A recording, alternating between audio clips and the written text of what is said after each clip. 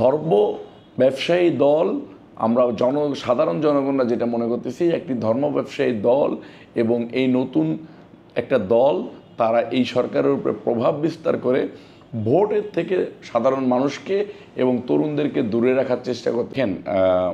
বাংলাদেশের মানুষ 17 বছর যাবৎ একটা গুমটো পরিস্থিতির ভিতরে দিয়েছিল।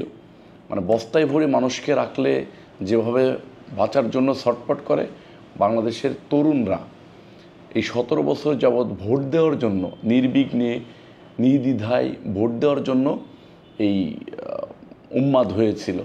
সেটার জন্যই বাংলাদেশের মানুষ ভোট দেওয়ার জন্য ফুঁসে উঠেছিল যে এই সরকার, এই স্বৈরাচারী শেখ হাসিনা সরকার যদি ক্ষমতায় থাকে তাহলে বাংলাদেশের সাধারণ মানুষ এবং তরুণরা ভোট দিতে পারবে না। সেটার প্রতিফলন ঘটেছে। বিএনপির ভারপ্রাপ্ত চেয়ারম্যান তারেক রহমান সাহেব 17 বছর যাবৎ যে আন্দোলনের নেতৃত্ব দিয়েছে, ভোটের অধিকার প্রতিষ্ঠার আন্দোলন, সেই আন্দোলনের সফলতা এসেছে 5ই আগস্ট। 5ই আগস্টের পরে অন্তর্বর্তীকালীন যে সরকার হয়েছে, সেই সরকারের উচিত ছিল যে 3 মাস সর্বোচ্চ 6 মাসের ভিতরে একটা নির্বাচন দেওয়া, যে নির্বাচনের মধ্য দিয়ে বাংলাদেশের লক্ষ লক্ষ তরুণ নতুন ভোটাররা ভোট দিতে পারবে, তাদের মনের আকাঙ্ক্ষা পূরণ করতে পারবে। অন্তর্বর্তীকালীন সরকার এসে একটা সিন্ডিকেটের ভিতরে জড়াই গেল। সিন্ডিকেটের ভিতরে জড়াই গেছে কোন সিন্ডিকেট? যারা লুটপাট সিন্ডিকেট। আপনি দেখেন যে নতুন কিছু দলের নেতারা বিভিন্ন জায়গায় গিয়ে বিভিন্নভাবে বদলি বাণিজ্য, তদবির বাণিজ্য এবং ডিসি বসানো, পিডি বসানো, তারপর হচ্ছে যে চিফ ইঞ্জিনিয়ার বসানো এবং বিভিন্ন প্রতিষ্ঠানকে তারা দখল করা নিয়ে ব্যস্ত হয়ে গেছে। অন্তর্বর্তীকালীন সরকারের 2-3 জন উপদেষ্টা এখানে রয়েছে ছাত্র সংগঠন থেকে, যারা প্রভাব বিস্তার করতেছে অধ্যাপক ইউনূসের উপরে।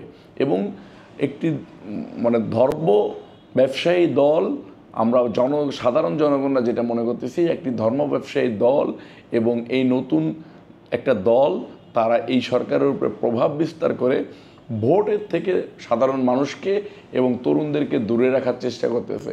তাই তরুণরা ঐক্যবদ্ধ হয়েছে যে তাদের অধিকার আদায়ের আন্দোলন, সেটা এই বিএনপির আন্দোলন দিয়েই যেরকম সরকার পতন হয়েছে, ঠিক একইভাবে অধিকার আদায়ের আন্দোলন এই তারুণ্যের সমাবেশ সফল করার জন্য তারা সকল শ্রেণীর সাধারণ মানুষ, সাধারণ তরুণরা রাজপথে নেমে এসেছে। বিএনপির এই সমাবেশগুলোতে আমরা ডাক দিলেও না দিলেও চলে আসতেছে। আপনি দেখেন যে 17 বছর যাবৎ আমরা যেভাবে আন্দোলন সংগ্রাম করছি, তরুণরা আমাদের ডাকে, অরাজনৈতিক তরুণরা আমাদের ডাকে সাড়া দিয়ে, তারেক রহমান সাহেবের ডাকে সাড়া দিয়ে আন্দোলনে চলে এসেছিল।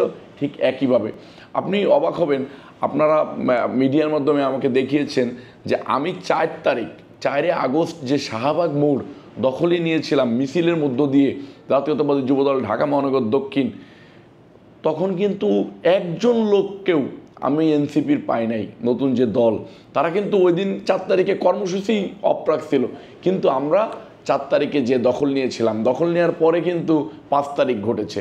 আমরা 3 তারিখ, 2 তারিখ, 1 তারিখ আমরা সারা বাংলাদেশের 6 সিটে এই আন্দোলন করেছি।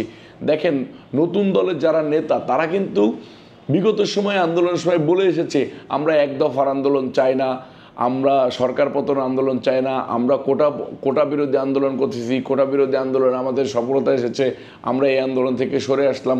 তারা কিন্তু ওই লাইনে চলে গিয়েছিল, কিন্তু আমাদের নেতা বিএনপির ভারপ্রাপ্ত চেয়ারম্যান তারেক রহমান সাহেব কিন্তু থেমে যায়নি এবং আমাদেরকে থামিয়ে রাখেন নাই।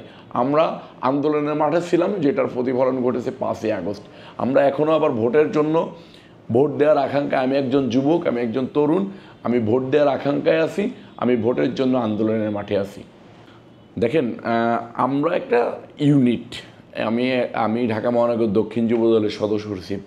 আমার ইউনিট থেকে আমরা যখন থানা পর্যায়ে, ওয়ার্ড পর্যায়ে নেতাদের কাছ থেকে টার্গেট নিয়েছি, তারা আমাদেরকে যে টার্গেট দিয়েছে 89,000 লোক ঢাকা মহানগর দক্ষিণের 24টা থানা এবং 81টি আংশিক ওয়ার্ড থেকে আমাদেরকে টার্গেট দিয়েছে যে আমরা 89,000 লোক এখানে উপস্থিত হব এবং বসে থাকব।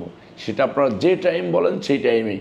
আপনারা দেখেছেন যে আমাদের নেতাকর্মীরা ঝড় বৃষ্টি বাদলের ভিতর দিয়েও প্রচণ্ড পরিমাণে তাপদাহ রৌদ্রের ভিতর দিয়েও বিএনপির ভারপ্রাপ্ত চেয়ারম্যান তারেক রহমান সাহেবের বার্তা নিয়ে রাজপথে বসে থাকে, ঠিক একইভাবে আমরা কালকে 28শে মে এই লক্ষ লক্ষ লোক নিয়ে ইনশাল্লাহ রাজপথে বসে থাকবো। যে কোনো সমাবেশ, যে কোনো সভা করার জন্য প্রস্তুত রয়েছে সর্বদা। আমাদের সংগঠন থেকে সেটার ব্যবস্থা করা হয়েছে যাতে আমাদের ট্রাফিকের কোনো যানজটে সাধারণ মানুষের কোনো ক্ষতি না হয়, সাধারণ মানুষ যাতে নির্বিঘ্নে চলাচল করতে পারে, সেটার জন্য ট্রাফিক ব্যবস্থা প্রশাসনের পাশাপাশি আমরা আমাদের মতো করে ভলান্টিয়ার দিয়েছি।